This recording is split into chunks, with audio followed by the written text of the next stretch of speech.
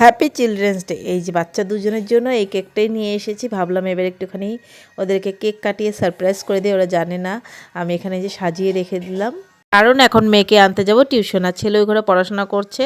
তো এই ঘরে এইভাবে সাজিয়ে আমি লাইটটা অফ করে চলে গেছি। চিলড্রেন্স ডেতে আবার মাম্মা গিফট পেয়েছে, এই যে পেন্সিল আর হচ্ছে গিয়ে চকলেট টিউশন টিচার দিয়েছে। এই যে ওদের দুজনকে ডাক দিয়েছি, তো হয়ে গেছে। আর খুব খুশি হয়েছে, বাচ্চাদের খুশিতেই আমাদের খুশি। যাই হোক, ভাবলাম একটুখানি এবার করি, কখনো করি না। তো এই যে এইভাবে কিন্তু একটুখানি করছি। ওদের জন্য একটু রসমালাই আনলাম, ভেবেছিলাম প্রথমে চাউমিন আনবো, তো ভাবলাম থাক, সবসময় তো ওগুলো খাওয়া হাবিজাবিগুলো খাওয়া সবসময় ঠিক না। তাই ভাবলাম যে এটাই নিয়ে যাই, তার সঙ্গে একটা পপকর্ন কুরকুরে নিয়ে এসেছি।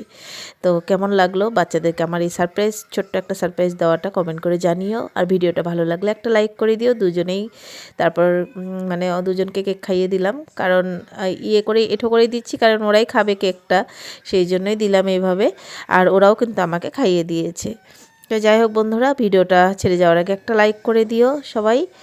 আর বাচ্চাদেরকে এইভাবে করতে পেরে খুব খুশি লেগেছে। আর আমাদের ফ্যামিলি ফটো আছে, দাঁড়াও দাঁড়াও দেখাচ্ছি। এই দেখো আমাদের ফ্যামিলি ফটো। আর ভিডিও কলে কিন্তু আমার হাজব্যান্ডকেও নিয়ে নিয়েছি, কারণ ও ছাড়া তো আর ফ্যামিলি ফটো হবে না, সেই জন্য কিন্তু ভিডিও কলে নিয়েছি। Bye bye.